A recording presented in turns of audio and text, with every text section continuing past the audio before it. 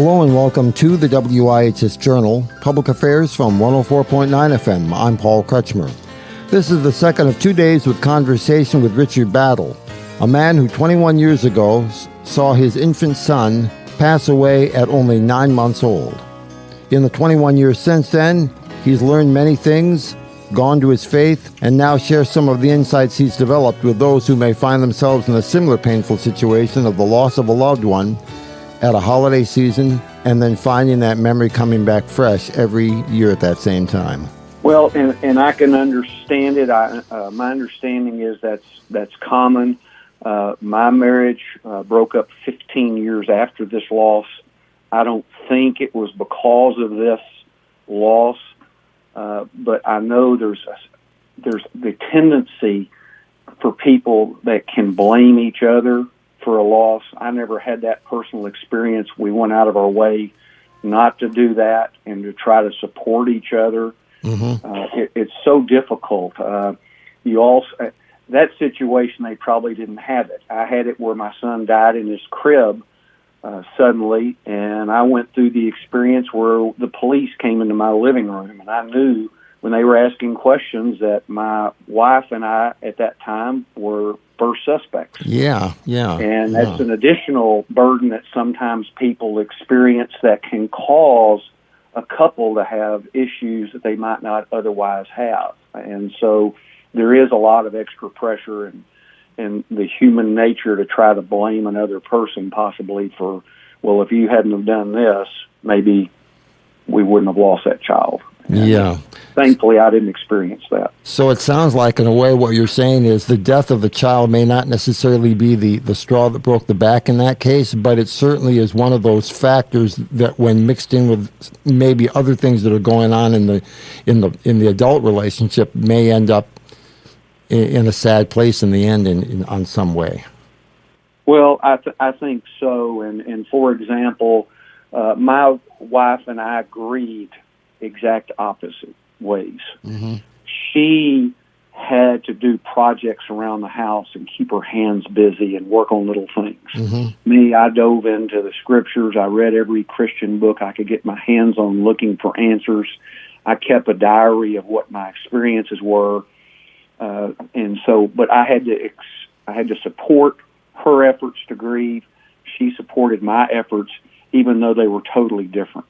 And I can imagine in other situations, if one spouse did not support the other, that would add additional pressure in a situation that may not be ideal. Yeah.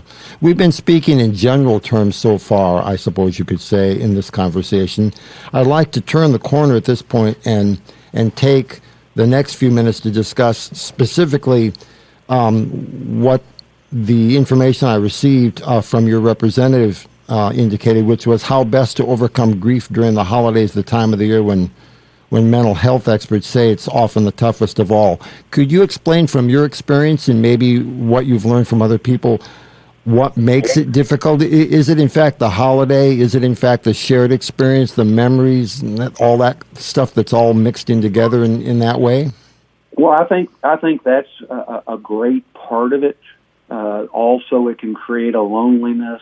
In my belief, I believe God puts a place in our heart for each person that we love. Mm-hmm. And when we lose a person we love, that spot in our heart is void. There's a loss there. That spot in our heart's not replaced with love for someone else. Mm-hmm. When my daughter was born 10 months after we lost my son, my love for her did not replace my love for him. It came on top of it. Yeah. And so I think at the holiday times, it can be much tougher. It can be because of loneliness, missing the person.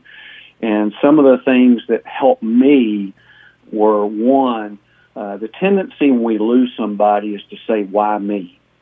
What did I do to cause this?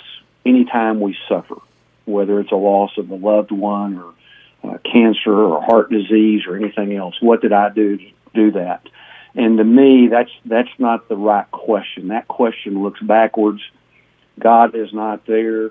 God's in front of us, leading us forward. And the question I always want to answer is, what now? I want to, if I have to suffer a loss, I want to learn, what am I supposed to learn from this and grow from it so that I can be a better person going forward. And I don't want to suffer twice for the same lesson.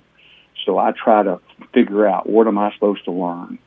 I think another thing that is so common at the holidays, it's easy for us to focus on ourselves. And we focus and say, gosh, I don't have this person right now, and I'm sad because of it. And the thing that always lifts me up is when I focus on other people. When I focus on others, I don't have time to feel sorry for myself or what I might be experiencing that's bad. And the other thing is, I think that when we look at the present, it's easier to hurt right now because that's what we're focused on. Whereas if we'll focus on a longer period of time, and trust me, I've been in a spot where I was crushed and it was hard for me to focus beyond, as I wrote about in Surviving Grief by God's Grace, I lived breath by breath. It wasn't day by day for several months until after that, so I understand that. But the better we can look to the long term versus focusing on the moment, the better we'll be able to overcome that grief of the moment. If I may ask, how many years has it been since you and your wife at that time lost your son? It's been 21 years. Been 21 years, and it occurs to me that according to the description I have here, he was 9 months old when it happened, and I would imagine you probably found out fairly quickly after your wife became pregnant, and that was just about a 9-month period of time until he arrived. The whole experience, discovering that someone was coming and then he was gone, was only about a year and a half old, and look how much time has gone on since then, and yet you are still able to feel very deeply, I believe, and intimately about an experience in your life that initially started and covered such a short time span, and you've had so much time since then to reflect upon and to think about it and to attempt to draw God's lesson from it and not to repeat something that you might have done at the time that you know better now to handle differently. That is so true. One of the lessons I wrote about is my son taught me more than I taught him. In his short 9-month life, I was not able to teach him very much.